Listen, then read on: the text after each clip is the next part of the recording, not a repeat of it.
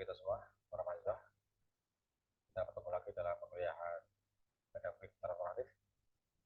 Kita lanjutkan belajar kita. Dan pada kesempatan kali ini kita akan belajar bersama tentang pendekatan pedagogik transformatif. Pendekatan pelajaran ya. Pendekatan pelajaran pedagogik transformatif.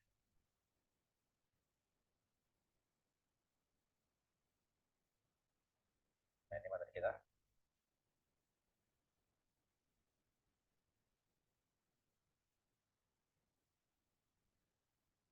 Pendekatan pembelajaran transformatif.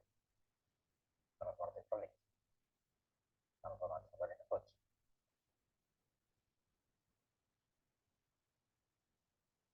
Ya, sebelum kita sampai pada pendekatan pembelajaran transformatif, kita pahami dulu ini ya, meningkatkan ingatan kembali kita ya tentang beberapa istilah ya berkaitan dengan pembelajaran ya. Yang selanjutnya adalah ada istilah pendekatan yang nanti akan kita pelajari ya, atau approach ya, pendekatan. Pendekatan ini adalah titik tolak sudut pandang kita terhadap proses pembelajaran, tolak atau perspektif kita ya terhadap pembelajaran, merujuk pada pandangan tentang terjadinya proses yang sifatnya masih ya. Artinya pendekatan mewadai, menginspirasi ya, menguatkan ya, mengatari metode pembelajaran dan suatu catatan baru tertentu ya, di dalam pendekatan nanti ada metodenya. Jadi sesuatu yang masih umum, istilah umum ya, approach pendekatannya kayak ditolak ya, sudut pandang atau perspektif kita dalam pembelajaran.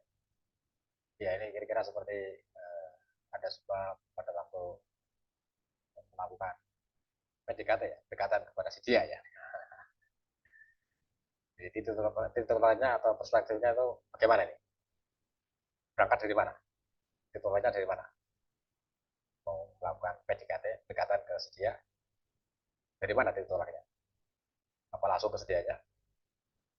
Langsung ke si dia ya. Titik tolaknya langsung ke si dia ya, yang bersangkutan ya.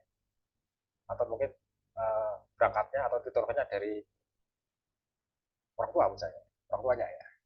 Jadi kita dekati orang tuanya dulu ya, dekati orang tua dulu.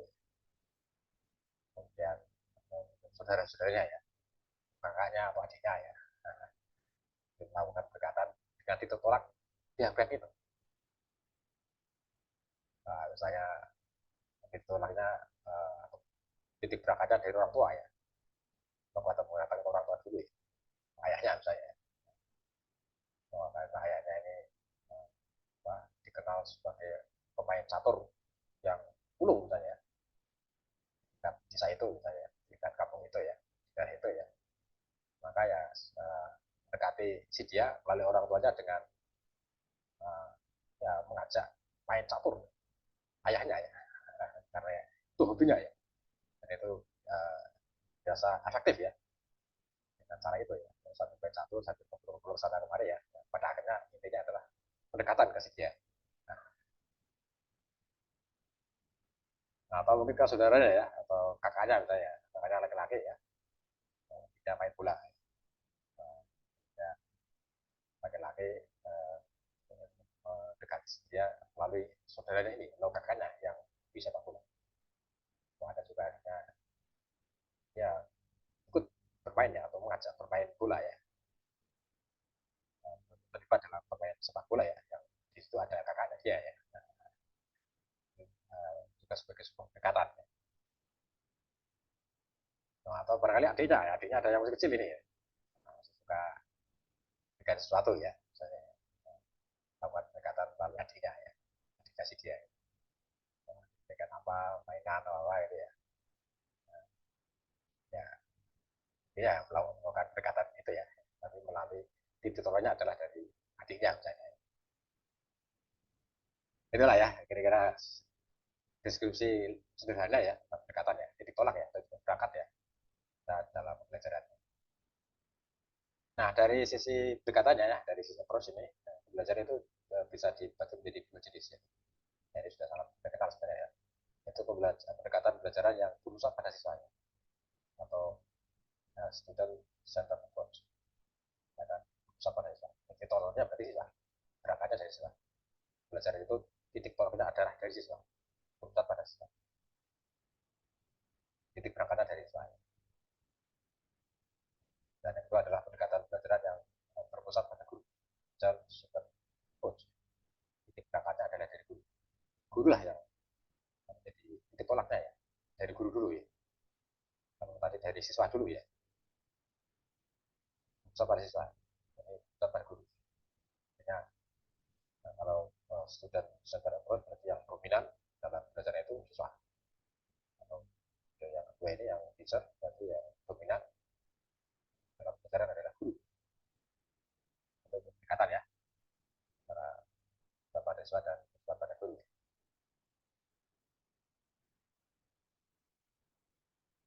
Nah, kemudian selain pendekatan juga ada istilah strategi. Nah, ini strategi belajarnya.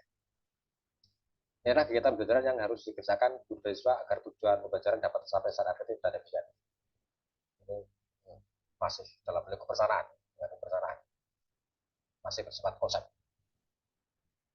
tentang sesuatu yang akan diambil dalam melaksanakan pembelajaran. Ini juga masih cukup umum ya sebenarnya ya, karena masih apa, konseptual ya, strategi, cara lah ya.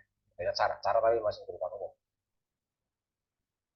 Nah, ini strategi banyak digunakan di dunia kemiliteran ya, strategi tempur misalnya, strategi menampurkan musuh misalnya, dengan cara juga ya, tapi masih sesuatu umum. Gimana caranya? Nah, ini dilihat dari strateginya, pembelajaran dapat dikelompokkan menjadi dua juga ya, antara exposition learning, discovery learning, dan group learning, individual learning. Strategi pembelajaran eksposisi. Eksposisi itu menjelaskan menerangkan ya, ceramah lah, eksposisi ya. Dan strategi discovery learning, pembelajaran yang itu ada discovery-nya ya, selama melakukan discovery, menemukan sesuatu ya, dari pembelajaran, dari proses pembelajaran. Kalau pada eksposisi learning berarti guru ini yang apa, lebih banyak berperan ya, melakukan eksposisi ya, menjelaskan, menerangkan ya. Dan discovery ini lebih banyak ke kegiatan-kegiatan melakukan temuan-temuan ya, sesuatu yang baru ya selama proses belajar. Dan group learning, individual learning, pembelajaran kelompok dan pembelajaran individual, strategi kelompok dan strategi individu dan pembelajaran kelompok. Ini ada itu ya, dua kelompok strategi belajar antara eksposisi, discovery learning ya, dengan grup dan individual learning. Ini strategi ya. Apa nanti kita akan pilih yang mana ini? Apa strateginya dengan belajar kelompok? Apa belajar individual? Individual itu berarti kayak privat ini ya. Atau menggunakan exposure learning ya, menjelaskan atau belajar yang itu siswa aktif menemukan pengetahuan baru ya, atau discovery learning. Ini strategi ya. Kemudian strategi ada metode. Nah, ini sudah lebih spesifik ya, cara yang lebih implementatif. Kalau tadi kan baru grup, individual ya, atau asumsi atau discovery ya. Nah, kalau metode ini sudah lebih implementatif lagi, sudah operasional lagi ya. Dan dalam bentuk ya nanti kegiatannya lebih nyata dan praktis ya untuk mencapai tujuan pembelajaran. Itu metode, cara, cara juga sama ya. Artinya caranya yang lebih implementatif, operasional. Nah, misalnya metode ini ya banyak kita kenal ya, ceramah, demonstrasi ya, diskusi ya, simulasi ya, praktek di laboratorium ya, PPL, lapangan ya, debat ya, dan sebagainya. Ini adalah metode-metode atau cara-cara yang lebih implementatif. Kemudian di samping setelah metode ini ada juga teknik pembelajaran. Lebih khusus lagi, cara guru dalam menerapkan sebuah metode. Bisa bergantung pada sosok gurunya nih ya. Metode kan metode itu kan masih cara mengambil cara yang lebih implementatif. Kemudian ini diimplementasikan oleh guru. Misalnya guru menerapkan metode ceramah dari taktik guru. Gimana seorang guru menerapkan metode ceramah di kelas? Nah, ini perlu teknik sendiri ya. Jadi antara guru yang satu dengan guru lain sama-sama menggunakan metode ceramah, tapi bisa jadi berbeda tekniknya. Ceramah dengan jumlah siswa yang sedikit, tentu akan berbeda dengan ceramah dengan jumlah audien yang banyak. Ya. Bisa berbeda ya. Dan pula dengan diuji misalnya, itu juga perlu teknik ya yang bisa berbeda ya antara kelas yang secara umum sifatnya semua aktif ya dengan kelas yang secara umum sifatnya masih cenderung pasif. Nah, itu perlu teknik sendiri ya menerapkan metode diskusi ya. Kalau siswanya sudah banyak yang aktif ya tentu ya ya mungkin sedikit saja ya apa arahan guru ya bimbingan guru ya sudah jalan diskusi ya. Tapi kalau siswanya masih cenderung banyak yang belum aktif, nah ini perlu banyak bimbingan arahan ya motivasi dari guru ya arahan dari guru ya sehingga diskusi itu bisa berjalan. Nah, ini teknik seorang guru menerapkan sebuah metode.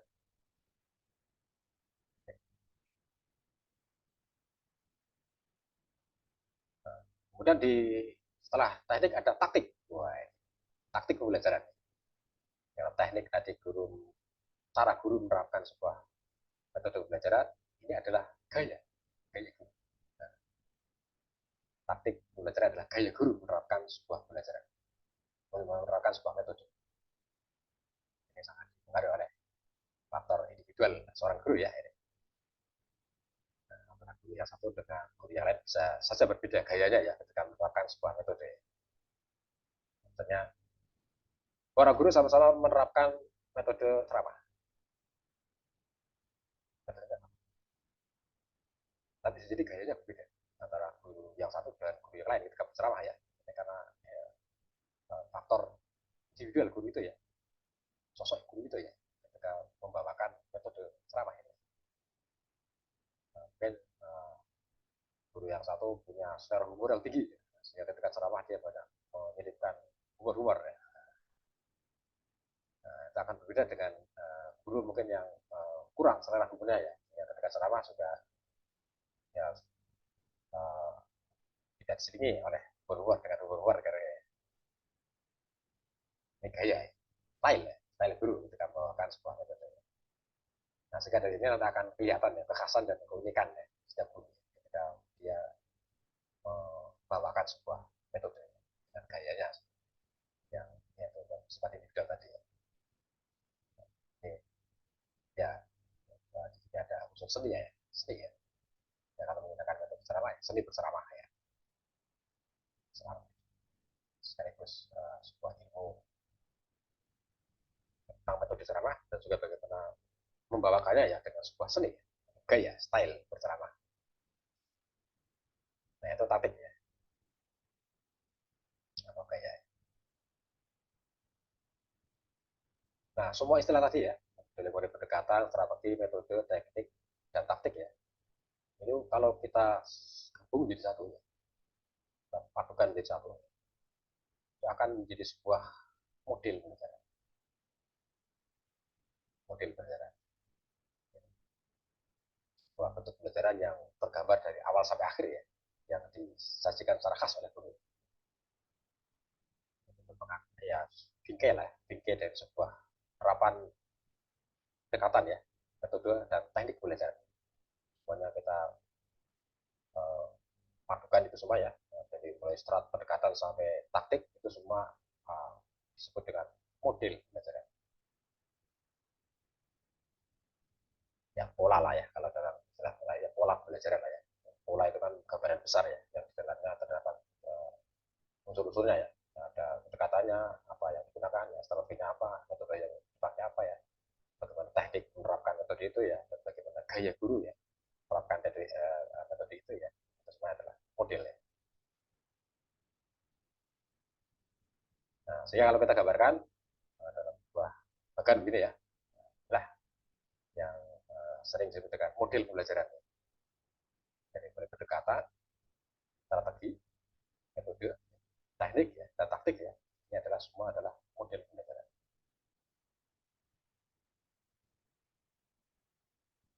Jadi contohnya misalnya ya, kita menggunakan pendekatan student center, pembelajaran yang berpusat pada siswa. Maka strategi yang kita gunakan yang tepat apa misalnya? Karena ini berpusat pada siswa. Nah, misalnya discovery learning. Karena siswa yang berpilih di situ nanti ya. Maka yang kita terapkan adalah discovery learning. Strateginya discovery learning. Kemudian metode apa yang relevan untuk pendekatan student center dengan strategi discovery learning? Nah, misalnya adalah diskusi, diskusi kelompok ya. Nanti di dalam diskusi itu kan siswa akan belajar bersama ya, menemukan sesuatu yang baru, pengetahuan baru ya dari materi pembelajarannya yang sudah kita pelajari. Sehingga tepat atau relevan diterapkan metode diskusi.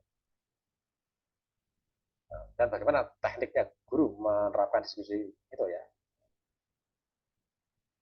Diskusi kelompok misalnya, kelompok anggota kelompok siswanya beragam, kemudian divariasi anggota kelompoknya. Ada siswa yang tadi ya, aktif, ada yang kurang aktif, atau yang pasif, itu semuanya di dalam diskusi kelompok itu divariasi ya. Ya, cara guru ya atau teknik guru menerapkan diskusi itu yang seperti itu misalnya. Sebenarnya kayak guru menerapkan metode diskusi ini ya. Jadi ya guru mungkin setelah diskusi siswa apa semua siswa diskusi kelompok ya, guru mungkin untuk memotivasi siswa yang di dalam kelompok belum aktif ya, ini ya, style guru nanti akan kelihatannya gayanya bagaimana misalnya bimbing ya mendorong agar diskusi dalam kelompok itu bisa berjalan ya tidak hanya didominasi oleh satu dua siswa ya tapi siswa yang masih pasif pun bisa uh, berdebat ya aktif ya itu biasanya bagaimana guru membawakan itu ya gayanya guru ya saya membawakan ke diskusi ini ya makanya kali kelompok yang bikin rekor seperti suasana kuburan ini diam saja ya apa diskusi dalam hati ini nah itu bagaimana guru gayanya ya untuk mendinamisasi ya diskusi dalam kelompok gaya ya ini adalah semua adalah model pembelajaran sering kita sebutkan model pembelajaran atau pola pembelajaran ya begitulah ya nah ini beberapa pengertian yang ya mendengarkan kita kembali ya istilah pembelajaran dan kembali ke pembelajaran pendekatan ya approach ya mengapa penting ini mengapa kita penting menerapkan sebuah pendekatan pembelajaran yang termasuk nanti pembelajaran transformatif ini ya ini penting karena setiap siswa adalah human ya, manusia ya bersifat unik tidak ada sosok manusia atau individu yang sama persis pasti berbeda ada keunikannya jika dengan keunikan itu maka menjadikan guru mesti memahami ya setiap karakteristik siswanya dan dengan memahami karakteristik siswa itulah akan bisa menerapkan pendekatan pembelajaran yang tepat yang sesuai sehingga akan dapat dicapai hasil pelajaran kita nah, misalnya satu kelas itu gimana karakteristiknya satu kelas oh semuanya sudah aktif semua banyak yang aktif maka apa pendekatan pembelajaran yang sesuai yang tepat untuk digunakan wah ini sudah dapat diterapkan pendekatan berpeserta siswa sudah untuk yang tepat karena ya, sebagai besar siswa sudah aktif semuanya dikasih tugas langsung jalan suruh diskusi langsung jalan bisa ya nah, ini pendekatan yang student center sudah tepat ya itu ya karena ya, setiap masing-masing punya karakter sendiri ya dan tugas guru adalah memahami ya menyelami ya mendalami karakter siswanya di kelas karakter siswa secara umum di kelas itulah yang akan menjadi pijakan ya patokan bagi guru untuk menerapkan sebuah pendekatan sampai ke metode nanti lagi kalau misalnya tadi karakter siswanya misalnya satu kelas kok masih belum aktif ya masih banyak yang pasif maka pendekatan apa yang tepat mungkin masih menggunakan teacher center guru yang masih dominan karena masih banyak yang pasif sifatnya ya. Salah dulu ya sampai pancing-pancing sifatnya supaya aktif ya, nanti akan terkondisikan siswa terus semakin aktif ya. Misalnya ya kita menerapkan sebuah metode di kelas pun kita akan melihat bagaimana karakteristik umum siswa kita ya. Itulah yang menjadi pijakan kita untuk memilih ya pendekatan dan juga termasuk metode. Keberhasilan pembelajaran terletak pada keberhasilan siswa mengorganisasi pengalamannya ya. Jadi kalau kita paham dengan karakteristik kita, nanti siswa kita akan bisa mengorganisasi pengalamannya ya. Ada keberhasilan pembelajaran itu bukanlah ketika siswa berhasil mereplikasi apa yang dilakukan oleh guru atau yang disampaikan oleh guru. Bagaimana dia mengorganisasi pengalamannya ya. Kita di tes ya, kalau siswa kok menjawabnya persis apa yang dikatakan guru, nah ini berarti belum berhasil ini. Dan kalau sudah dia bisa mengorganisasi ya, mengolah pengalamannya ya, mengungkapkannya dengan bahasa dia sendiri ya, dengan cara dia sendiri ya, nah itu berarti sudah ya dia berhasil, ini berhasil ya mengorganisasi pengalaman belajarnya. Ini tentang urgensi atau pentingnya ya pendekatan ya, atau proses. Nah ini kita masuk ke pendekatan pelajaran transformatif ya, yang menjadi tema penting dari apa, materi kuliah kita ini ya. Ada 4 pendekatan ya, dalam pelajaran transformatif. Yang pertama adalah rasional kognitif, rasional approach ya, ini adalah menekankan pada peran penting pemikiran yang rasional dan refleksi kritis jika dapat membangun makna opini. Pendekatan yang berangkat dari pemikiran rasional, berangkat dari kognisi pikiran, itulah nanti akan dibuat makna ini. Kemudian yang kedua adalah emasipatoris, pembelajaran yang butuh pada partisipasi aktif dari siswa-siswa. Dan itu titik tolaknya adalah partisipasi, keterlibatan aktivitas. Kalau rasional kognitif tadi pada pemikiran, ini partisipasi aktif. Kemudian yang ketiga adalah pendekatan pada perkembangan atau development approach. Ini berangkat dari tingkat kematangan dan kondisi lingkungan yang berubah ya, sehingga seorang nanti akan atau individu ya, siswa akan bergerak ke satu perkembangan atau perkembangan yang lain ya, yang diperoleh melalui pembelajaran. Kita bagaimana mengetahui tingkat perkembangan siswa ya, secara kematangan dirinya ya, maturitinya ya, sebagai seorang individu ya, dan juga kondisi lingkungannya ya. Dari situlah tolaknya ya, tolak pembelajaran pas masa perkembangan yang sudah dilalui siswa ya, atau yang sedang apa, dialami oleh siswa ya, dan kondisi lingkungannya itulah ya. Jadi itulah kita melakukan pendekatan ini. Dan pendekatan keempat adalah spiritual integratif. Ini berbasis pada integrasi ya, dengan penekanan pentingnya pada feeling dan imajinasi.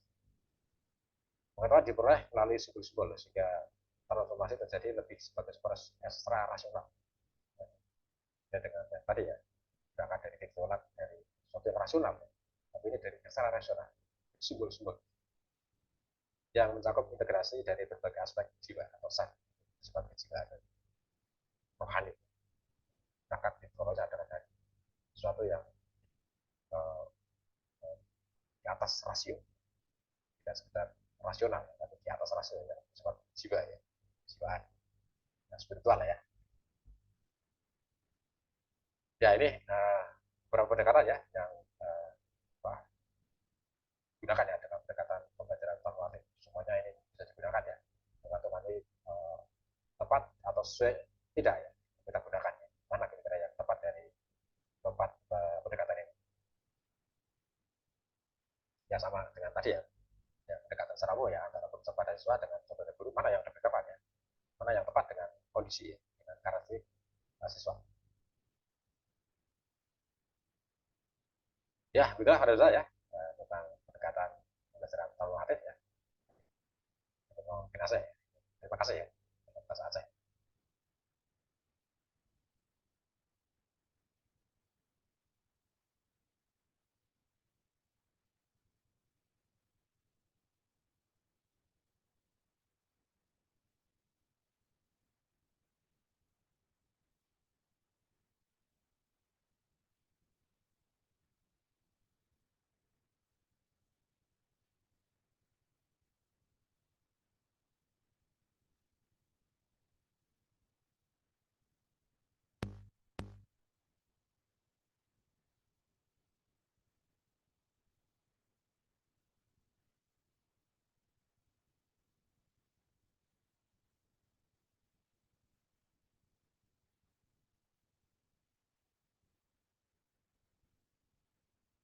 Ya, demikian Mas Hamzah. Wassalamualaikum warahmatullahi wabarakatuh.